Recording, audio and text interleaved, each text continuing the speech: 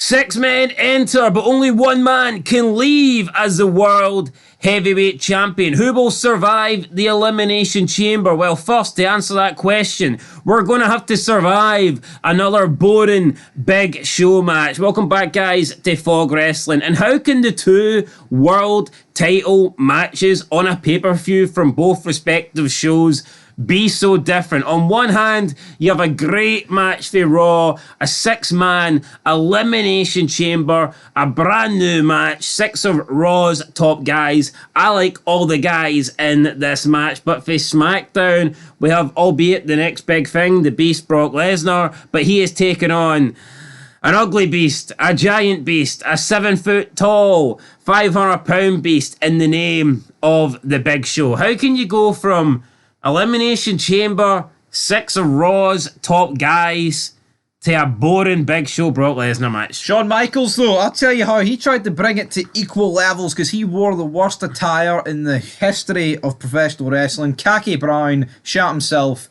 Could you imagine, though, if Big Show was wearing those khaki brown trousers? I'd give this pay-per-view a 0. Honestly, I mean, Michaels can almost pull it off. Big Could you imagine Triple H? I mean, see, he whipped out the purple ones. They were bad. I never rated the purple ones, but the brown ones, I think Michaels would have suited white. Remember, he had red as well.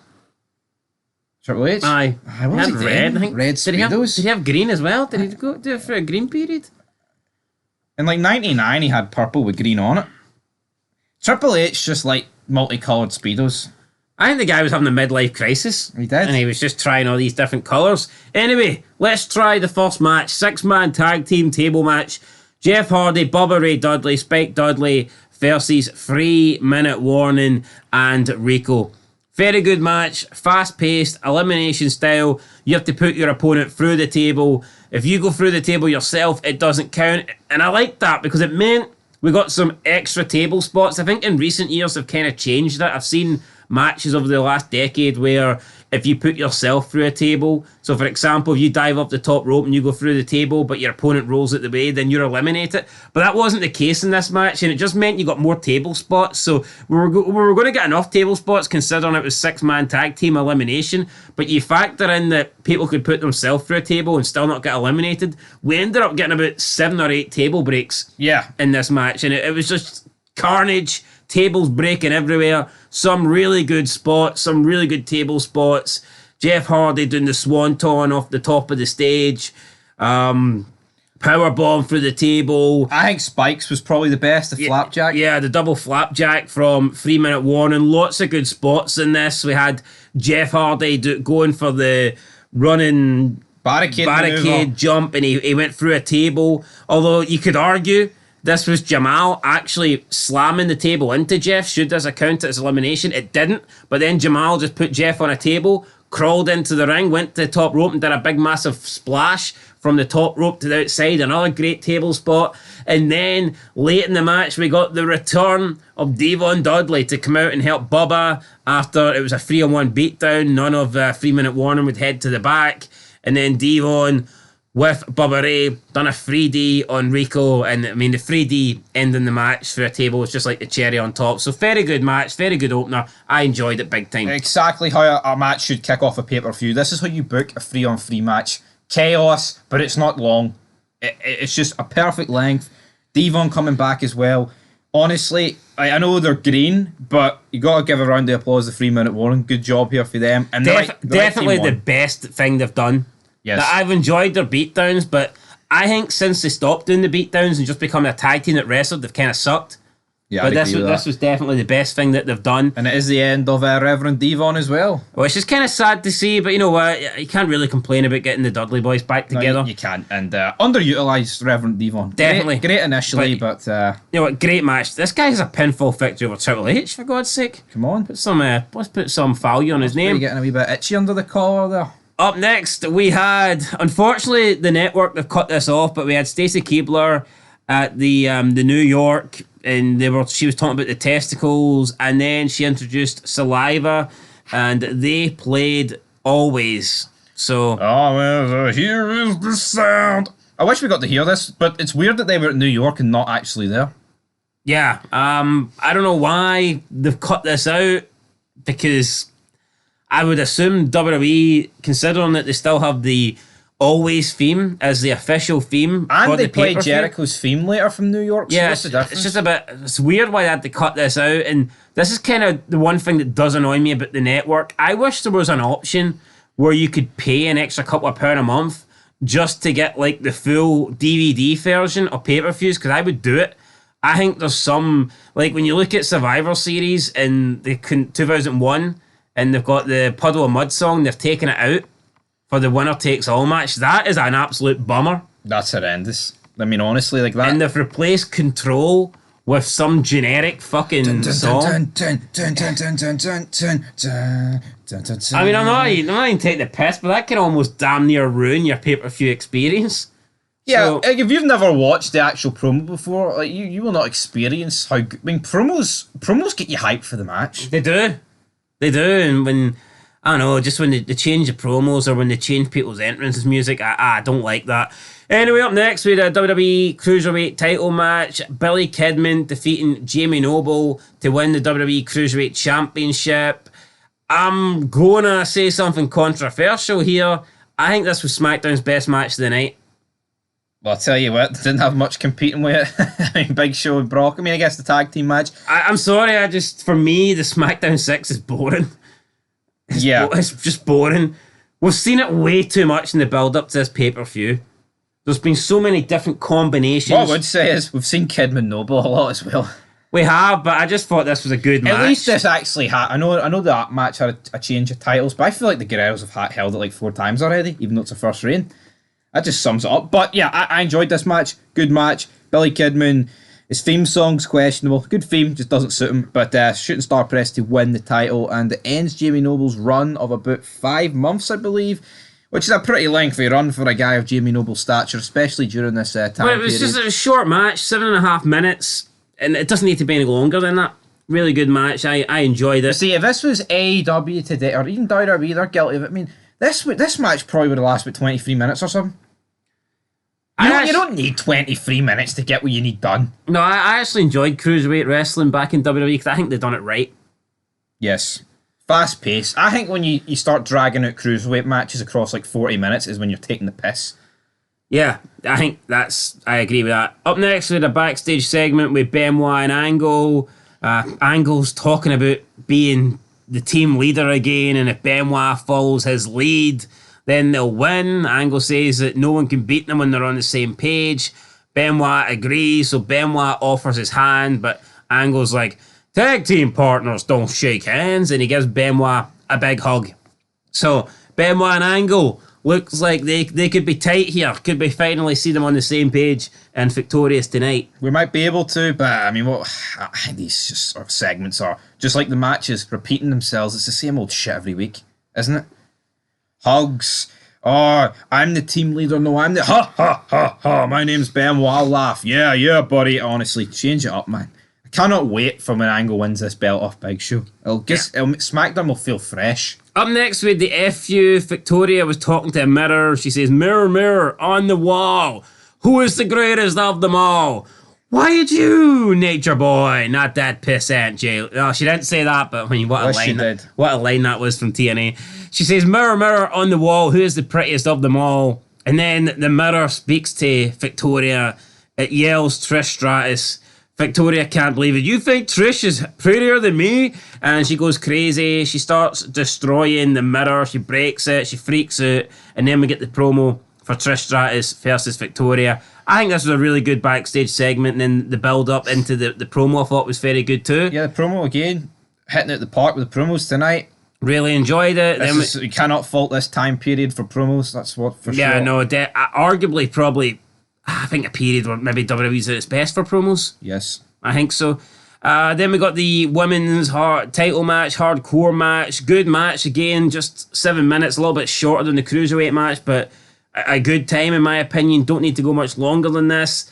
I thought we seen some good spots in the match. I mean, Victoria had a bloody nose as well, which was good to see a bit of blood, because even if it's a bloody nose, even if it's not a lot of blood, I think just even a trickle of blood, I think it's just good having blood in hardcore matches. Yeah, it just adds to it, and I think this it doesn't need to be an absolute blade job.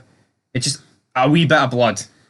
Now, the only thing I didn't like about this is Victoria won the match with a snap suplex. Now, the next night on Raw, she debuted at the Widow's Peak, and that is a very good finishing maneuver. I just think it would have been better if she debuted it here. 24 hours earlier. Because she beats Trish with a snap suplex, and then we see the next night on Raw. And I know you can't really rate something because of something that happens 24 hours later, but fuck it, I will. She hits Stacy Keibler with the snap suplex, and Stacy kicks out. So I'm thinking, should a snap suplex win a hardcore match against the women's champion, but then the next night on Raw, the same move that beat Trish Stratus in a hardcore match is Stacy Keibler kicks out of? I know that's nitpicking, but for me, it's just, I can't help it. I think it's a valid point. I mean, it's not like she did it on a weapon. She just did it the same. Now, maybe, yes, Trish has went through a harder match than Stacey, but Trish is held in a higher regard to Stacey. Stacey's like an interviewer, manager. I don't think anybody expected that snap suplex to end the match. No. I mean, there was the fire extinguisher spot before it as well, but for me, there could have been a better move than a snap suplex. Oh, absolutely. Like, even on to like a trash can. If you want to do the snap come on, suplex off the top rope even. I actually think a roll-up would have been better. Yes. I genuinely think a roll-up would have been better than this, but whatever, it wasn't to be. Look, it was a good hardcore match for the women.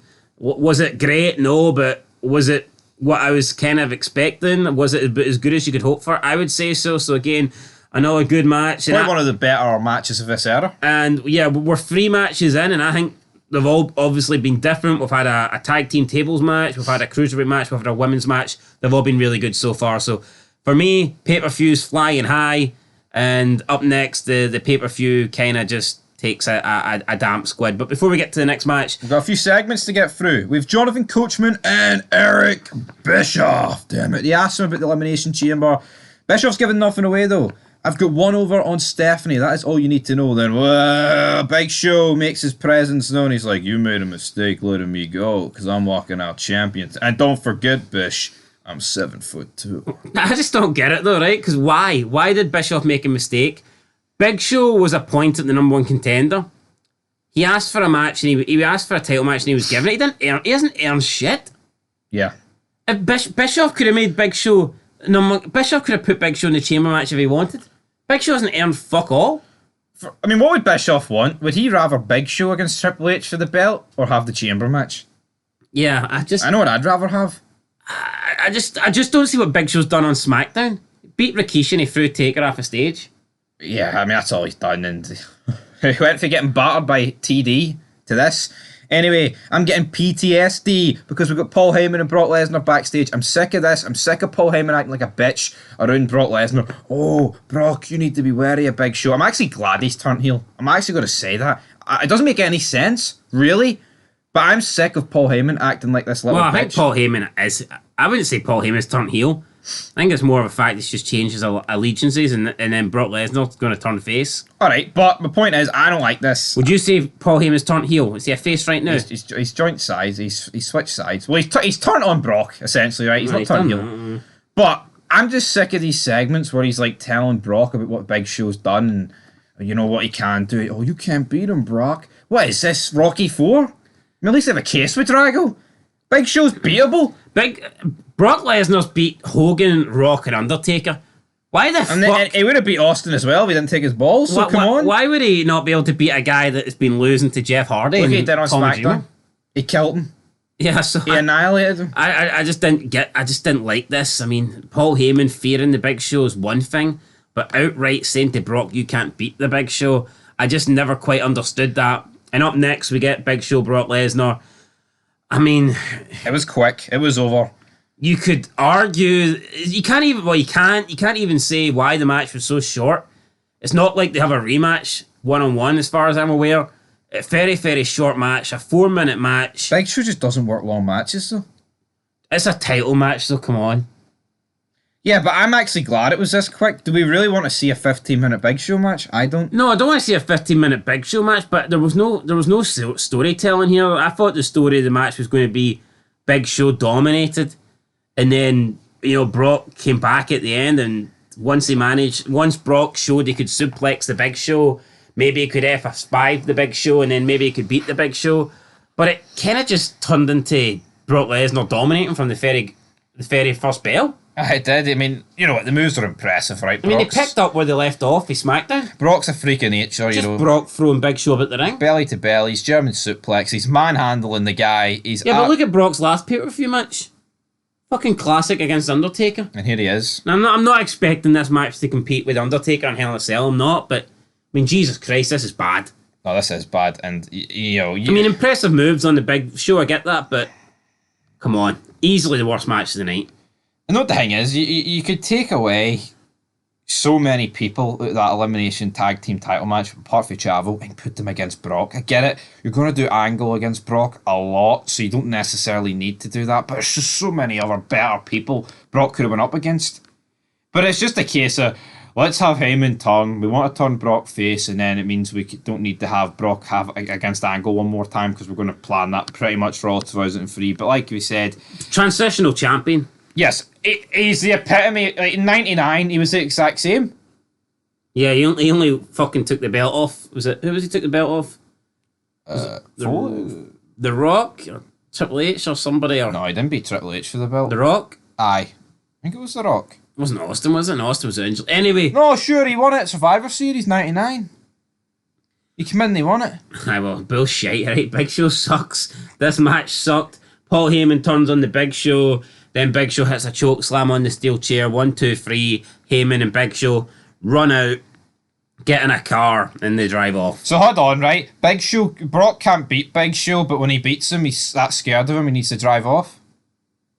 Yeah. I can get Heyman, right? No, but it's just crazy because Heyman has turned. Heyman has joined shows, no pun intended, with the Big Show. He's joined the Big Show's side, but the Big Show is now looking like a guy that can't beat Brock Lesnar.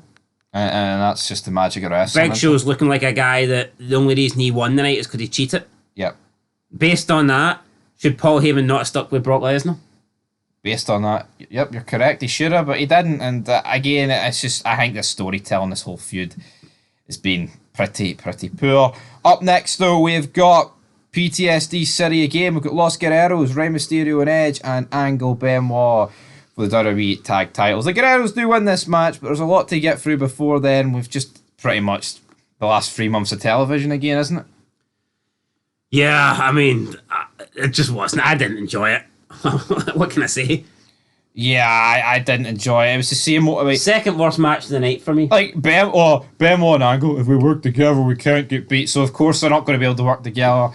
I believe Benoit gets hit, and he thinks it's Angle. Angle's like, no, it wasn't me. And he's like, it was you. Then there's a spear. Those two are eliminated. 1, 2, 3 on Benoit. Then it's down to Rey and Guerrero. And essentially he gets beat with the El Paso Lasso. And again, he got beat by that on SmackDown. So hold on, right?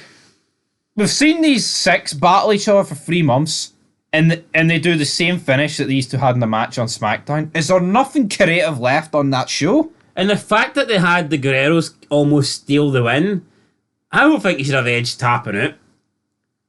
If you're gonna use the title belt, then why not just have him pin him? Yeah. Or do the frog splash. Using the title belt and then tapping out is weak in my opinion. It makes Edge look weak. Aye, no. But at least if you get beat, 1, 2, 3. It was Rey that tapped out, but right, yeah, Rey. The point still stands. But at least if you get the pin, you can say, the title belt did the damage, that knocked him out. But when you get hit with the title belt and then you tap, at the end of the day, you're still tapping, you're still giving up. So I thought it made Rey look a little bit weak. Anyway, we've got new champions, the Guerreros. I mean, does Chavo really deserve to be half of the tag team champions? I don't know. The guy gets 0 offense in. I get it. Eddie Guerrero's the star of the team. But holy fuck, has there ever been a team where you felt like one guy was so much better than the other? Even when you look at the ratings in the WWE games, I think there was like a crazy difference. Yeah, there is. In the ratings. I also think Here Comes the Pain, like there's a massive difference in ratings between Jericho and Christian, and they were a tag team. And I'm pretty sure it's the same with Guerrero and Chavo. I'd say there would be, and that's for Finn reason as well. I think there was a 15-point gap between Jericho and Christian. And that's quite bad for those. I guess at this point they are still booking Jericho was in mid-card territory, but recently they've began to push him as like the third favourite for this match, I would say. Raw end it that way, at least. But let's talk about the best thing from SmackDown for me this week, and it was a split segment with Nowinski and Matt Hardy talking about how the fans are losers and also stupid. So they came up with the word looped. Looped, yeah, they agree. These fans are looped. Matt Hardy's like, who says a Raw and a SmackDown talent can't get along? So we have Nowinski, we have Hardy bashing the crowd, and then holla if you hear me. And Scott Steiner makes his WWE debut. Steiner comes out, his Big Papa Pump gets in the ring. Looking big and healthy. Yeah, big and healthy. Very big, very healthy. And he just destroys both of these guys. Does a big gorilla press slam on Matt Hardy, chucks him over the top rope, who lands on top of Christopher Nowinski. Probably got another concussion right there. And then that's it. Scott Steiner celebrates in the ring after taking care of the trash, really, and coming out to save the crowd. Decent way to debut Scott Steiner. This goes out to my freaks out in NYC. Holla, if you hear me. I like Scott Steiner. You know what? Scott Steiner's one of a kind. He is. You know, Scott Steiner. Like, I know Rob Van Dam's obviously got the nickname, but that's what makes this era special. Everyone is one of a kind. Everyone's different. Like everyone stands out. Even fucking Nowinski and Matt Hardy. Yeah, no, there's no one that's really the same in this era. Like, Chavo's just a bland guy. Don't get me wrong, I think we're going to see a lot of the same people on SmackDown. Your Nathan Jones, your Matt Morgans. Who's the other fucking guy? There's lots of... Mark Jindrak. There's just lots of big 6'10" guys in tights that just are bland on SmackDown. But, I mean, majority, most of these guys are all different. We then get Eric Bischoff making his way to the ring, and I think he cuts a very good promo here before the Elimination Chamber match begins. He brought out like a steel baton, and he was using it to obviously show us how real this Elimination Chamber is. He was talking about the steel, the chains around it, the steel on the floor that surrounds the mat.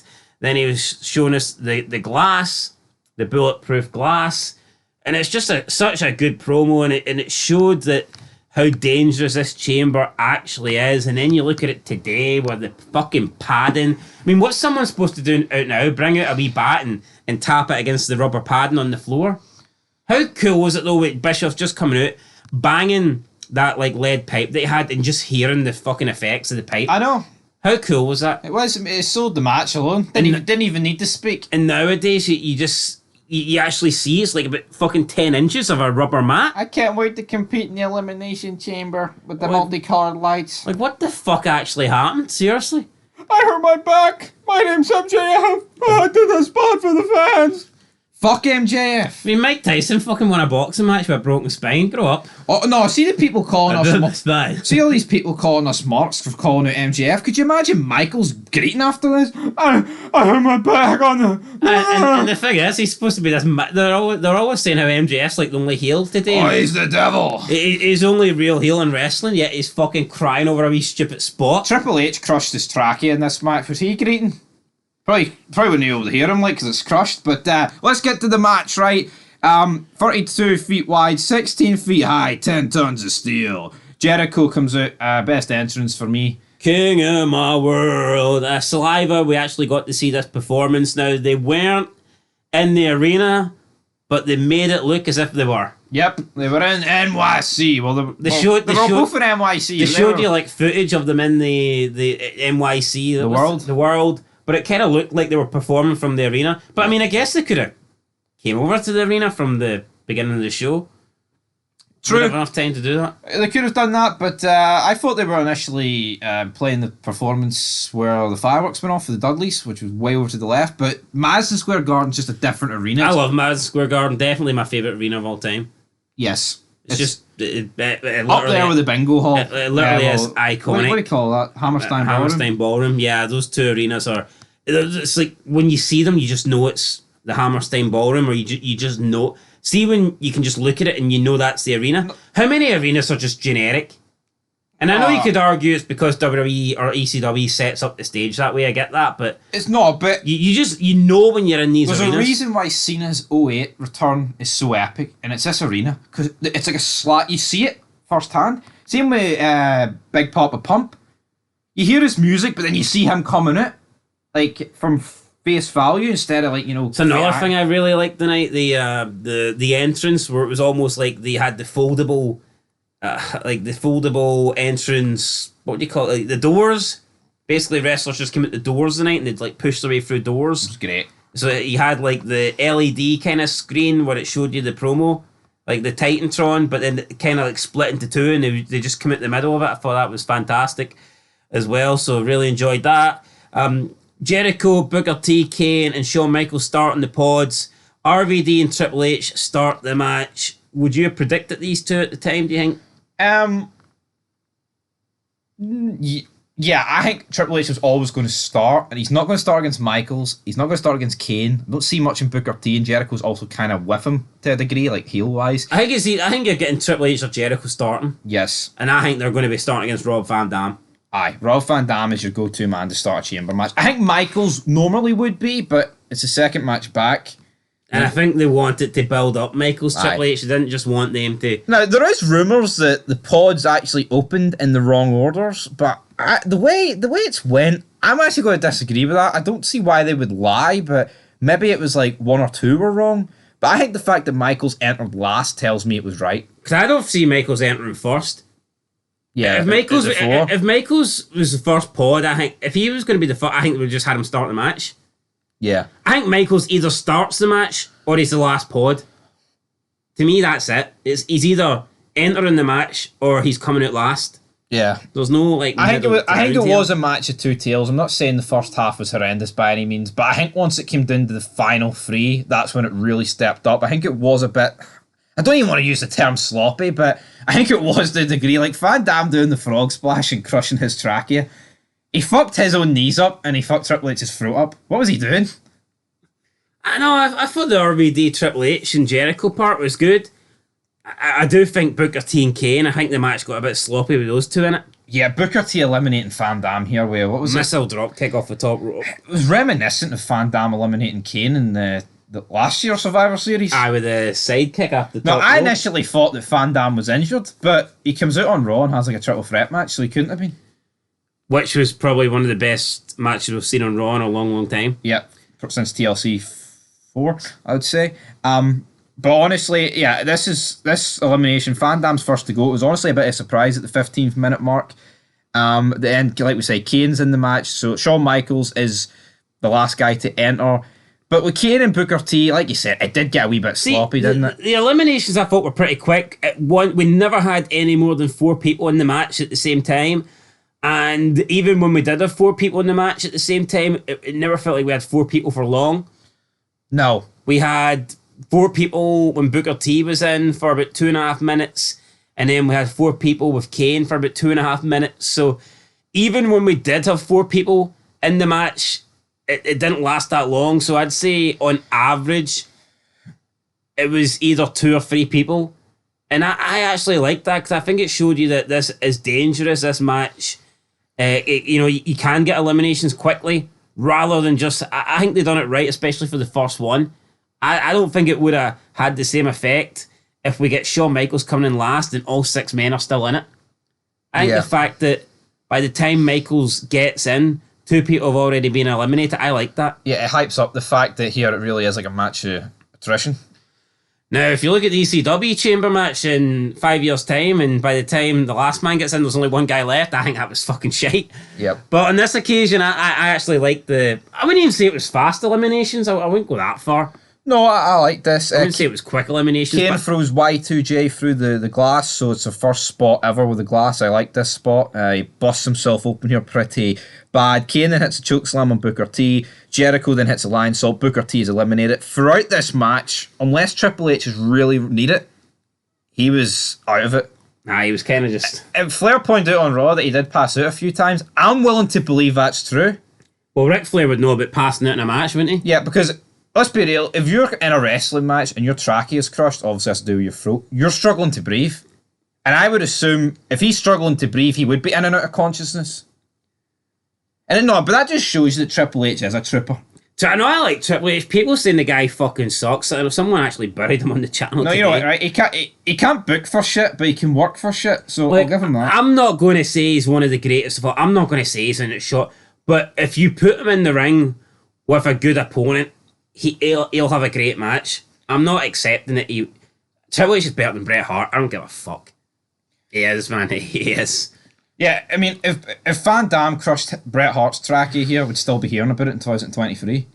He should have went to the Saudi. Hardy's doing that, He should have went to the Saudi show and gave me half his paycheck. Fuck off. He crushed my throat. I mean, fuck off. How Brett. about you roll that one up, Finn? Fuck off, Brett, right? You big, boring sack of shite. But yes, Kane is eliminated. Well, no, Kane gets eliminated here because... Took all three finishers, with the last one being the Lion Salt. Jericho decided to go the long way. Everyone's being protected in their limit. Apart from Van Damme, it's almost like, here, you fucked the game's throat up. Fuck you. I know, but I think his elimination, you can sort of accept it because he's just done a 5-star frog splash off the top rope. And broke his knees. Aye, so Kneecapped himself. You can almost accept RVD here getting getting that cheap elimination. Jericho though eliminating both Booker T and Kane. Jericho looking pretty good at this point. 3 men left. But once he's eliminated those two, he's not winning this match. No, I think Jericho could win this match, but not when you've eliminated already half the people. Yeah, and then the last two are Shawn Michaels and Triple H, and it just seemed destined to go down to it. Could you imagine if Jericho actually makes the last two here, and it's not Shawn Michaels and Triple H? It would have been weird, wouldn't it? So I don't understand though why Jericho and Triple H were teaming together. I get it, right? They've had, but how many times have the commentators told us over the past month they hate each other?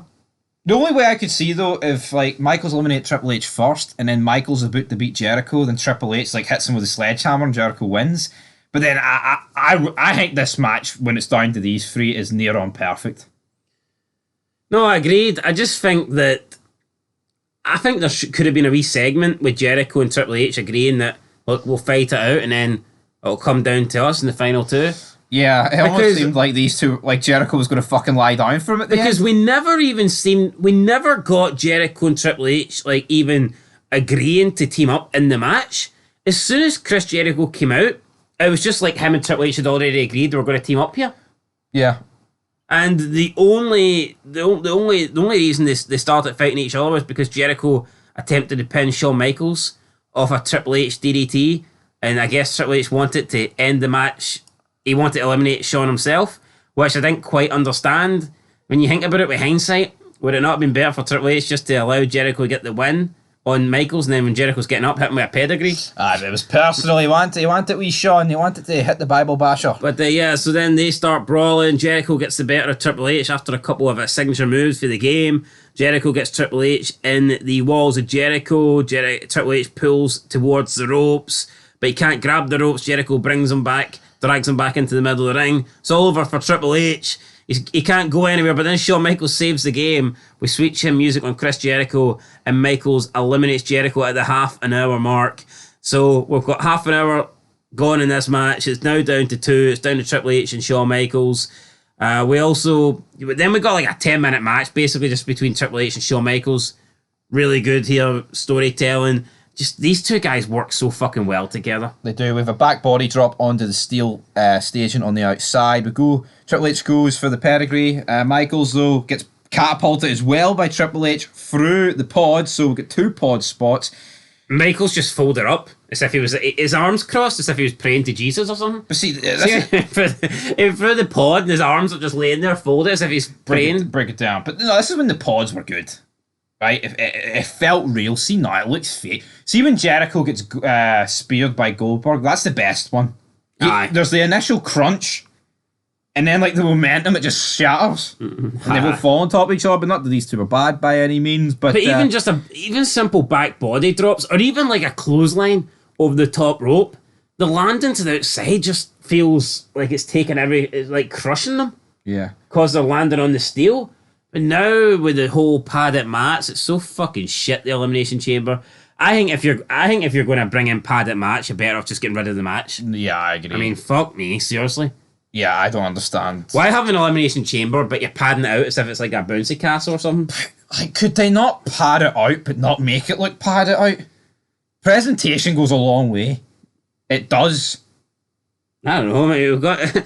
It's just weird. We're in an era where people are willing to kill themselves, doing all these fucking high-risk maneuvers and, doing all these massive spots, but they won't do what the guys in the past done. Yeah. But, right, Jericho, he's gone, he's out of here. Michaels uses a catapult on Triple H this time, and he smashes off the steel. Jericho keeps saying Jericho. Triple H rolls into the ring. Michaels climbs to the top of the pod, It's a near enough perfect elbow drop, and he did a near enough perfect moonsault earlier in the match. He did on Jericho. Fantastic standing moonsault. I mean, no one does a moonsault as good as Shawn Michaels. I would say, though, this is the second best elbow drop I've ever seen in an Elimination Chamber match. Well, to this point, it's the best. Well, Then Test comes along, the testicles comes along and lays the smack down. Michaels, though, he's tuning up the band. King's pointing out at this point, he is the showstopper, he is the Heartbreak Kid. He wants to win. What was King's point here? Of course he wants to win. He's tuning up the band, he doesn't want to win. Goes for Sweet Chin Music. Triple H catches him, spins him around, kick, pedigree. Triple H cover, 1, 2, kick out by Michaels. Triple H can't believe it. Triple H is fuming. Triple H goes for another pedigree. Michaels hits the back body drop. Triple H gets back up, turns around, and walks straight into the Sweet Chin Music. 1, 2, 3. New champion. Triple H has been eliminated.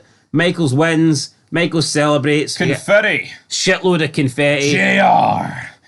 Great combo. Yeah, great combo. The confetti. JR putting over Shawn Michaels. Triple H getting taken out the Elimination Chamber. Michaels celebrating as Survivor Series goes off the air. Great ending to a great show. I feel like the two SmackDown matches let it down. Yeah, they did, it really did, to be fair. Other than that, though, good segments. I thought the opening match was really good. The two matches after that were decent.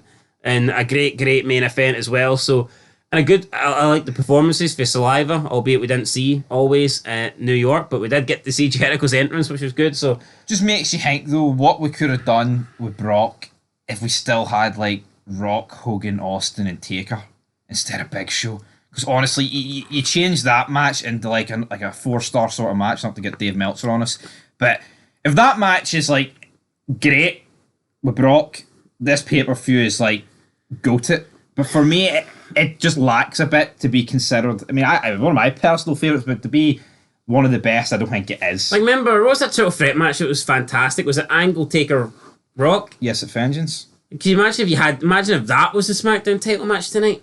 Yeah, that's what it is, though. It's all about... You'd be looking at two fucking epic world title matches, but instead we got one epic world title match and a world title match that wasn't even worthy of being on the show. No, it was. It didn't need to be. So therefore, my overall rating, I'm factoring in the few things. I'm going to give it an 8. As much as I enjoyed the main event and as much as I thought the opening match was very fun and I liked the other two matches, I do think the world title match, WWE Championship match with Big Show and Brock was poor, and the triple threat tag team championship match as well, I had no real interest.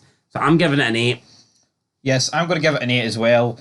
It's Big Show Brock weighing it down for me. I mean, it's a world title match. It's the end of Brock's reign. It's his first ever defeat. It should feel massive, and it just didn't. And I don't really like the placement. I think that they should have switched the Big Show and Brock match with the tag team match. I think that we shouldn't have had the two longest... I don't think the second longest match should have been on before the Elimination Chamber. No, I agree with that. So I would have switched it around. I would have had Big Show and Brock. I would have had Big Show and Brock as the penultimate match. Yeah, I think that's what they should have done, but it's simple. But either way, penultimate match or not, it sucked. But it's an 8 out of 10, guys. I think you could argue it should have been on the pre-show. Put Lance Storm and Regal on the fucking main show. I know. There we I wanted to see how Goldust and the Golden Globes got on with the Hurricane. Exactly, guys. But this Hurricane is over. The show is over. The wind has died down. It's an 8 out of 10. We'll be back very soon. Until next time. Peace.